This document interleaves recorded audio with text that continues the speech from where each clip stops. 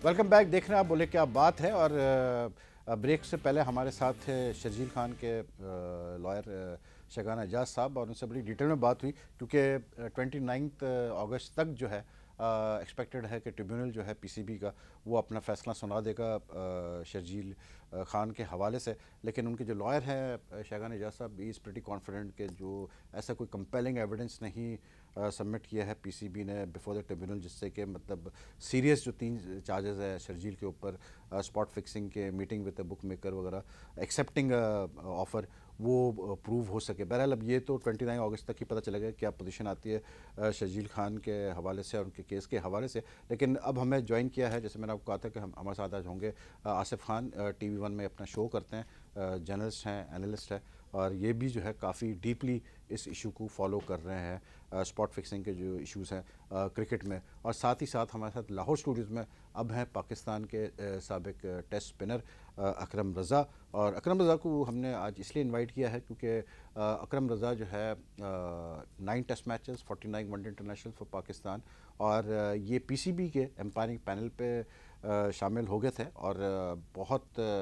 अच्छी फीडबैक थी इनकी। लेकिन अनफॉर्चुनेटली 2011 में एक इंसिडेंट हुआ इनके साथ, और उसके बाद बैन लगा या नहीं लगा ये इनसे हमने पूछना है। और उसके बाद फिर ये एम्पायरिंग से जो है इनको हटा दिया गया। अब हालिया ये स्टोरीज़ आई थी कि जो बोर्ड ऑफ गवर्नर्स की मीटिंग हुई है पीसीबी की लास्ट वीक, उसमें ये बात डाली गई कि जी जो अकरम रज़ा पे जो बैन लगाया उसको जो है ख़त्म किया जाए। ये भी मैं आपको याद दिला दूं कि हमारे एक और एम्पायर है, बल्कि 2 और एम्पायर्स हैं हमारे। एक नदीम गौरी साहब थे, उन पे अप्रैल 2013 में 4 साल का बैन लगा था, पीसीबी ने लगाया था। जब उनका नाम आया, एक इंडियन टीवी चैनल ने स्टिंग ऑपरेशन किया था, उसमें बांग्लादेश, श्रीलंका, पाकिस्तान के कुछ एम्पायर्स की टेलीफोन रिकॉर्डिंग्स थी जिसमें वो उनको ऑफर्स हो रही थी कि भाई आप मैच में ऐसा करें वैसा करें, और वो मतलब इंक्रिमिनेटिंग टाइप की चीज़ें थी। तो उनका अप्रैल 2017 में उसूलन 4 साल का बैन नदीम गौरी का ख़त्म हो जाना चाहिए, लेकिन अब तक पीसीबी की तरफ से कोई ऐसा अनाउंसमेंट आया नहीं है। असद रऊफ़ एक और एम्पायर जो एलीट पैनल पे थे आईसीसी के, उनका आईपीएल में जो है इंसिडेंट हुआ, उसके बाद बीसीसीआई ने उन पे जो है 5 साल का बैन लगा दिया, और वो भी अब एम्पायर से साइडलाइन हो चुके हैं। आसिफ, मैं आपकी तरफ आता हूँ। ये जो पीएसएल का मामला चल रहा है सारा, अभी हमारे साथ एजाज साहब थे, वो तो कहते हैं जी ऐसा कोई कंपेलिंग एविडेंस नहीं दे पाई है पीसीबी जिससे कि मेरे क्लाइंट के खिलाफ सीरियस चार्जेस प्रूव हो सके। लेकिन मैं जनरली वैसे आपसे पूछना चाहता हूँ आसिफ कि ये जो इंसिडेंट्स हैं, जैसे पीएसएल का इंसिडेंट है, या उससे पहले 2010 में स्पॉट फिक्सिंग का इंसिडेंट हुआ आमिर आसिफ और सलमान बट का, या उससे पहले भी दानिश का हुआ, और भी चीज़ें चलती रही हैं पाकिस्तान क्रिकेट में। ये 90s से ये सिलसिला चल रहा है। In fact I was surprise today कि मैं लुकअप कर रहा था चीज़ें, तो उसमें पता ये चला कि 75 का एक इंसिडेंट रिपोर्टेड है जहाँ पर कि ये कहा गया, उसमें रिपोर्टेड ये था कि जी इंतखाब आलम साहब एक टेस्ट मैच में टॉस करने गए और क्लाइव लॉयड थे उनके सामने, और विव रिचर्ड्स ने कहीं पर ये लिखा है कि जब क्लाइव लॉयड वापस आए तो वो काफ़ी परेशान थे कि उन्होंने कहा कि टॉस में मतलब हार गया था, लेकिन मुझे इंतखाब आलम ने कहा कि नहीं, you won the toss, you take a decision. तो ये काफ़ी अरसे से ये सिलसिले चल रहे हैं। कितना नुकसान पहुँचा है पाकिस्तान क्रिकेट को इससे? पाकिस्तान क्रिकेट को जो नुकसान है वो तो आपके सामने है। जो आप कह रहे हैं 75 का 78 का इंसिडेंट है इंडिया में पाकिस्तान का मैच था, उसको तो मलिक कयूम इंक्वायरी को अगर आप पढ़ेंगे तो उसमें भी उसका हवाला है कि सबसे पहले वहाँ हमने सुना था। पाकिस्तान को नुकसान बहुत ज़्यादा हुआ है क्योंकि जब भी पाकिस्तान की क्रिकेट में देखें आप, हर 5-10 साल, 5-7 साल के बाद इस तरह का इवेंट होता ही है। 78 वाला तो सामने नहीं आया था, लेकिन जो 93 में इंक्वायरी, 93-94 में भी हुई इंक्वायरी, फिर उसके बाद लेट 93-94 से स्टार्ट हुई चीज़ें, हाँ, सारी सीरियस तरीके से में, और उन्होंने जो इल्ज़ाम लगाया था, उसके बाद फिर एक बहुत बड़ी इंक्वायरी हुई। उसके बाद फिर 10 साल के बाद उसके आमिर आसिफ का केस आ गया, फिर बीच में एक जुल्करनैन हैदर का केस भी आया था जो इतना ज़्यादा नहीं चला। फिर डोमेस्टिक क्रिकेट में भी आपके साथ इस तरह की बातें होती रही हैं। फिर कनेरिया के केस भी आया। तो मुसलसल पाकिस्तान के साथ ऐसा होता है कि पाकिस्तान की टीम थोड़ा सा आगे चलना शुरू करती है और इस तरह की चीज़ों के साथ वो पीछे आ जाती है। इसके प्लेयर्स, इसकी वजह क्या है सिर्फ, क्या मतलब क्या हमारे प्लेयर्स को सही एजुकेशन नहीं मिल रही, बोर्ड इनको एजुकेट नहीं कर पाता इस चीज़ से दूर रहने से, या फिर हमारे ये मतलब एक है एलिमेंट हमारे प्लेयर्स का कि ग्रीडनेस का, या जो भी आप एलिमेंट के जिसकी वजह से बार बार फंसते रहते हैं? देखिए, ये जो अब मैं ये समझता हूँ कि आसान लगता है प्लेयर को जब इतना बड़ा पैसा ऑफर किया जाए, जैसे इसके बारे में कहा जा रहा है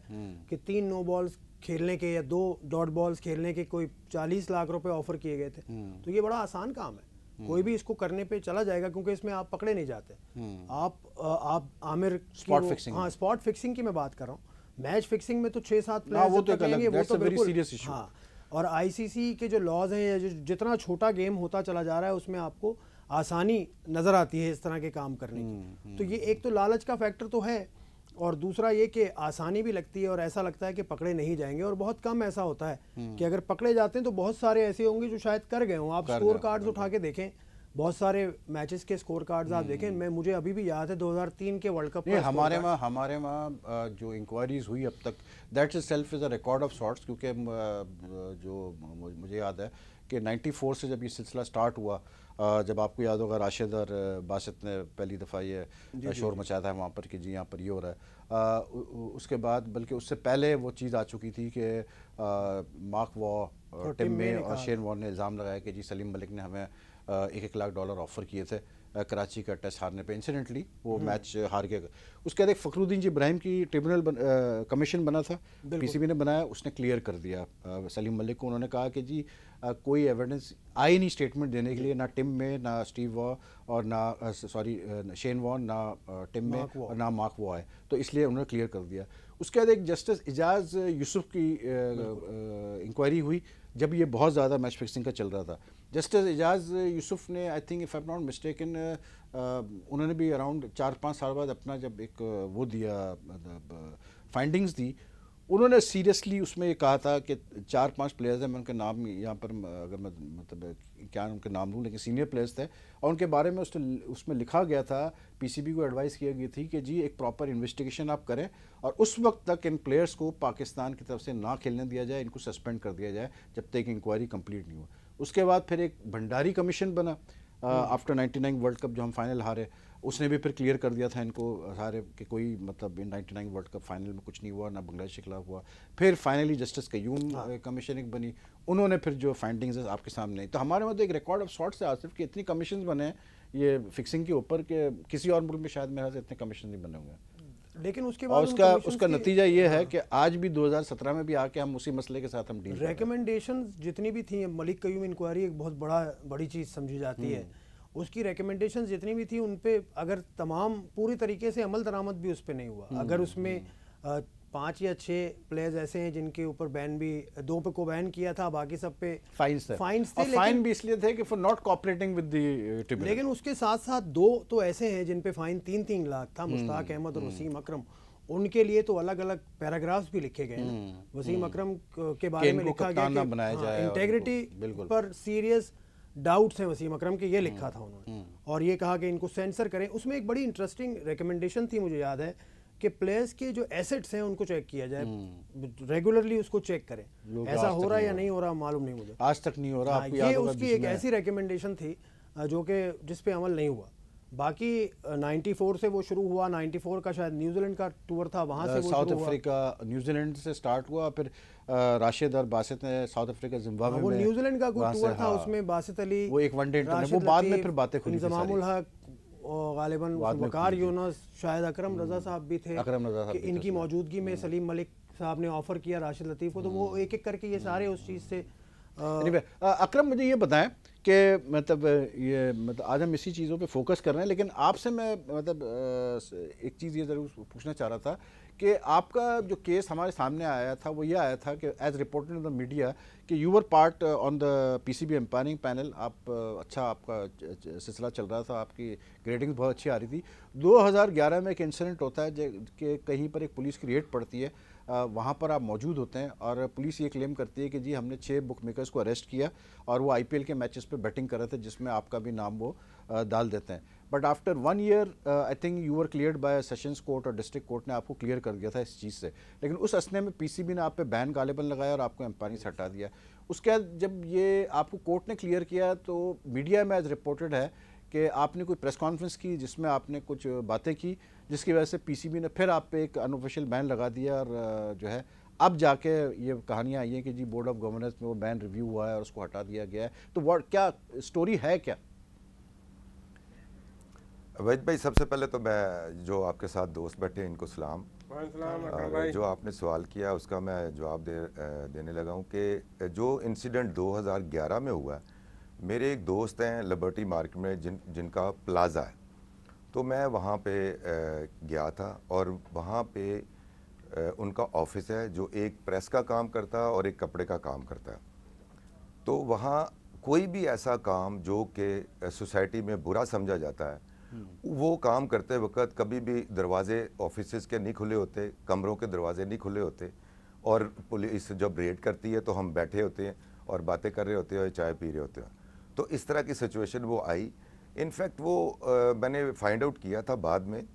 कि वो एक ऐसा फ्लैट था, ऐसा कमरा था जो कि साल पहले या 1.5 साल पहले वहाँ इस तरह की एक्टिविटीज़ होती रही हैं। ये मैंने सारा बाद में फाइंड आउट किया था। और मैं समझता हूँ कि जो लोकल पुलिस स्टेशन होता है, आपको पता है कि कोई भी ऐसा काम हो रहा हो तो उनको सारी चीज़ों का पता ज़रूर होता है और उनको ज़ाहिर है कि उसका रिवार्ड भी वो देते हैं तो काम करते हैं, अदरवाइज़ नहीं करते। तो फिर मैं और पीसीबी ने जब मुझे उन्होंने पकड़ा, और मेरे साथ दोस्त भी थे, इसमें कोई शक नहीं है, उसके बाद पीसीबी ने मुझे बग़ैर कोई चीज़ बताए हुए बिल्कुल अंपायरिंग से फारिग कर दिया। हालांकि कज़ाफ़ी स्टेडियम के बिल्कुल साथ ही लिबर्टी मार्केट है, लिबर्टी थाना है। उनका जो अदारे होते हैं, उनके जो हेड होते हैं या जो डोमेस्टिक को लुक आफ्टर कर रहे होते हैं, उनका काम होता है कि हमारा जो कुलीग है, जो काम कर रहा है और इंटरनेशनल प्लेयर है, अगर कोई भी प्रॉब्लम आया तो हम इसकी इन्वेस्टिगेशन उसी वक्त करें। तो किसी ने मुझे कोई लिफ्ट नहीं कराई और ये सिर्फ बैन कर दिया। बैन तो खैर नहीं किया, लेकिन मुझे अंपायरिंग नहीं ली। लेकिन मैंने पूरा 1 साल अपना केस लड़ा और उसमें से मैं क्लियर हुआ, और क्लियर होकर दोबारा मुझे रीइंस्टेट कर दिया गया। और मैंने पूरा साल आइंदे आने वाले 1-2 साल जो अंपायरिंग की है, और अल्लाह का शुक्र है कि मैंने 6 साल अंपायरिंग की है पीसीबी के लिए, और अच्छे ग्रेड्स के साथ की है। और इसमें आपके तमाम रेफरीज शामिल हैं, तमाम कैप्टन्स टीमों के शामिल हैं जिन्होंने मेरा लेकिन जो अकरम, किरदार है ये जो बात अभी आई थी और बाहर भी देखा। आपको मैं इंटरप्ट कर रहा हूँ अकरम, ये जो अभी रिसेंटली बात आई कि जी बोर्ड ऑफ गवर्नर्स मीटिंग में जो है वो डिस्कस होनी है कि अकरम रज़ा पे जो बैन लगाया उसको हटा दिया जाए, और मतलब अकरम रज़ा को फिर से एम्पायरिंग करने दिया जाए या कोचिंग में आना चाह रहे हैं, ये क्या कहानी है फिर? देखिए वहीद भाई, पता ये लगना चाहिए कि ये एक बड़ा इदारा है। जो भी कोई अगर किसी की तरफ से कोई कसूरवार है, प्लेयर और या अंपायर या रेफरी, तो वाज़िया तौर पर पता लगना चाहिए कि जी आपको इस बुनियाद पे फ़ाइन किया या इस बुनियाद पे आपको बैन किया, किस टाइम तक के लिए बैन किया, कितनी देर तक का बैन है, वो पता लगना चाहिए। मुझे अभी तक कुछ पता ही नहीं है कि मुझे बैन किया कब है और किस वजह से किया। तो मैं इसी चीज़ से हैरान हूँ कि मैंने 2 दिन से खबरें पढ़ रहा हूँ एक्सप्रेस में कि ये आपको जो है ना बैन के ऊपर आपको लिफ्ट किया जा रहा है, और या फिर आपको बाद में पता चलता है कि जी आपको बैन जो किया हुआ वो लिफ्ट नहीं किया जा रहा, क्योंकि अभी जो हालात हैं वो ठीक नहीं है। तो 3 माह के बाद फिर गवर्निंग बॉडी की मीटिंग होगी तो फिर देखा जाएगा। ये वाली बात हुई है। लेकिन इस वक्त आपके स्टेटस क्या अकरम, क्या आप इस वक्त पीसीबी के एम्पायरिंग पैनल पे है? कोई और आपने कोचिंग की एप्लीकेशन वगैरह दी हुई है? वहीद भाई, मैंने 6 साल तो अंपायरिंग की है, तो 6 साल में मैंने जो भी परफॉर्मेंस दी, अल्लाह का शुक्र है कि उसमें ग्रेडिंग में मैं काफ़ी ऊपर था। और लास्ट टाइम जब मैंने प्रेस कॉन्फ्रेंस की है उस साल में नंबर 1 था ऑलमोस्ट, क्योंकि एहसन रज़ा और शोज़ब रज़ा थे मेरे ऊपर जो कि आईसीसी के अंपायर हैं, तो मैं लोकल अंपायरों में टॉप पे था। तो जब उन्होंने मुझे कोई बिल्कुल रिकग्नाइज़ नहीं किया और रिकमेंड नहीं किया आगे की तरफ जाने के लिए, तो मैं तो इंटरनेशनल क्रिकेट ऑलरेडी खेल चुका हूँ, सारा एक्सपीरियंस मेरे पास था, अल्लाह का शुक्र था। तो मैं तो चाहता था कि मेरे लिए ज़्यादा जल्दी आगे जाना जो है ना आसान होगा। तो वो जो प्रेस कॉन्फ्रेंस है उसमें मैंने कोई इतनी अपना प्रोटेस्ट जो है ना रिकॉर्ड करवाया था, इसके अलावा तो मैंने कोई इतना बुरा भला कहा ही नहीं था किसी को। तो उस बेस पे इन्होंने मुझे जो अखबार में मैंने पढ़ा है, तो उस बेस पे मुझे इन्होंने बैन किया। तो अब मैंने कोचिंग के लिए अप्लाई किया हुआ था साल पहले, तो मेरी एप्लीकेशन ली गई है, उसके बाद वो एप्लीकेशन गुम हो गई। फिर मैंने दूसरी एप्लीकेशन की है सुभान साहब को, उन्होंने ली है, और उसके साथ मैंने कोर्ट के ऑर्डर भी साथ लगाए हैं। वो कोर्ट के ऑर्डर जो लीगल हमारे पीसीबी में हैं सलमान साहब, मैं उनके पास भी गया, उन्होंने कहा कि जी हाँ आपकी एप्लीकेशन आई है और गवर्निंग बोर्ड में इस पर डिस्कस होगा। तो अभी मेरा नहीं ख्याल कि कोई भी अभी फैसला हुआ है, लेकिन मैं समझता हूँ कि इतने बड़े अदारे को बड़ा डिसीजन लेना चाहिए। एक तो ये कि आपने बड़ा अच्छा कहा कि एप्लीकेशन ही गुम हो गई, लेकिन अगर आपकी अगर एप्लीकेशन कोचिंग की जो है वो अगर लीगल डिपार्टमेंट के पास गई है तो दैट मीन्स कि अनऑफिशियली पीसीबी ने आपको मतलब एक तरह से एक अनऑफिशियल बैन तो लगाया हुआ है आपके ऊपर। देखिए जी, बैन का लगना जरूर कोई बात नहीं है, लगा सकते हैं, मुझे लगाएं बैन, लेकिन मुझे भी तो कोई नोटिफिकेशन दें कि जी आपको इस वजह से बैन लगाया है, या फिर किसी को, आप लोगों को भी पता चलना है, मीडिया को भी पता चलना चाहिए कि अकरम रजा पे इस वजह से बैन लगा। बैन लगना कोई प्रॉब्लम नहीं है, अगर मैं कसूरवार हूं तो लगाएं बैन, उसमें मुझे कोई आपके पास कुछ नहीं है। लेकिन मुझे इस बात पे है कि मुझे पता भी नहीं है और पूरे पाकिस्तान की आवाम को ये पता कि अकरम रजा बैन है। ये बात मैं आपको कहना चाह क्या अकरम ये जो आपके खिलाफ मतलब अनऑफिशियल बैन ही मैं इसको कहूँगा, अगर आपके पास राइटिंग में कोई चीज़ नहीं आई है, क्या ये जो अनअनाउंस्ड अनऑफिशियल जो बैन आप पे लगा, क्या इसकी वजह ये कि मतलब एक तो मैं आपसे क्लियर बिल्कुल खुल के बात करूँगा, एक तो ये कि आप बड़े करीब रहे सलीम मलिक के और हैं करीब, जिस वक्त आप खेल रहे थे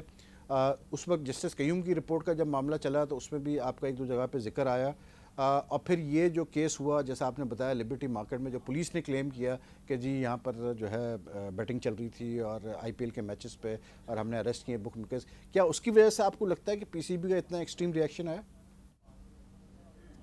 देखिए, जस्टिस कयूम की रिपोर्ट पे तो जो भी बातें होती हैं वो आपको पता ही है कि किस वजह से हमें फ़ाइन किया गया। मैं अब आपको खुल के बात कर देता हूँ। आज मैं बहुत रिज़र्व रहने वाला बंदा हूँ और मैंने बड़े साल गुजारे हैं।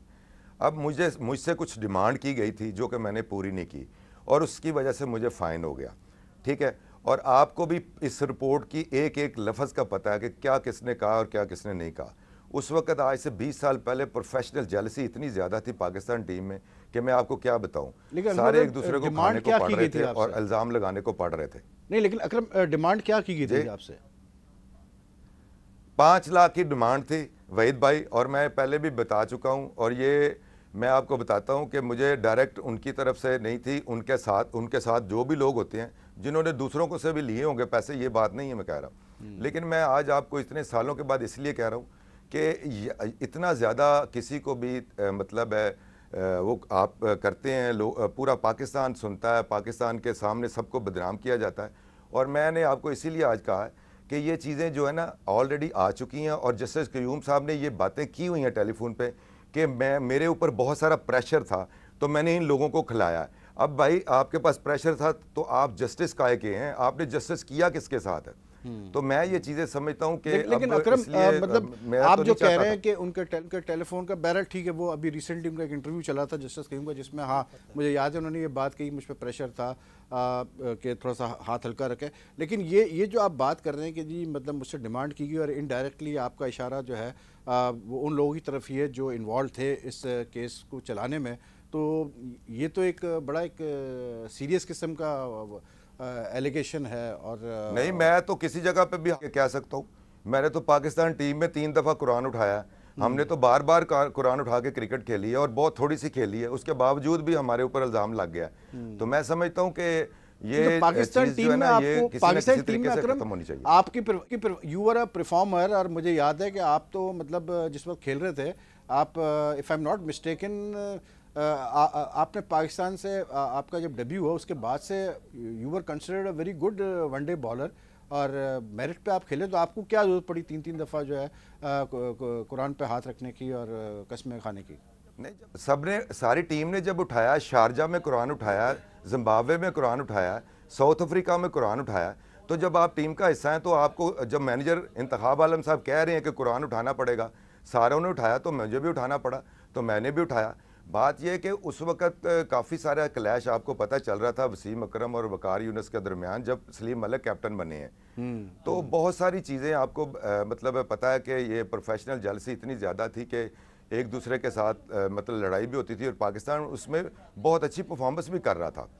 तो मैं समझता हूँ कि मेरी अपनी परफॉर्मेंस आप किसी भी जगह से देख लें और अल्लाह के फजल से मेरी वजह से कभी पाकिस्तान को कोई नुकसान नहीं हुआ और ना ही कभी मैंने डोमेस्टिक क्रिकेट में अल्लाह ताला के फजल से इतने मैचेस खेले हैं, 215 तक तो मैचेस मैंने खेले हुए हैं। तो मेरे जितने भी कोलीग्स हैं, ये अभी दानिश आपके साथ बैठे हुए हैं, ये मेरे अंडर भी खेले हैं, मुझे तो मतलब मेरे करैक्टर को या मेरे डिसिप्लिन को सारे लोग जानते हैं। अकरम, मुझे यहाँ पर एक ब्रेक लेना है, मुझे यहाँ पर एक ब्रेक लेना है, लेकिन ये जो आपने भी बात की है, ये एक बहुत इंपॉर्टेंट आपने बात की है कि आप ये कह रहे हैं कि ये जो सारा सिलसिला स्टार्ट हुआ पाकिस्तान टीम में, ये एलिगेशंस, काउंटर एलिगेशंस का, आप बेसिकली ये कह रहे हैं कि ये प्रोफेशनल जेलसी की वजह से किया गया और मतलब इसके पीछे बैकग्राउंड और भी था। Anyway will come back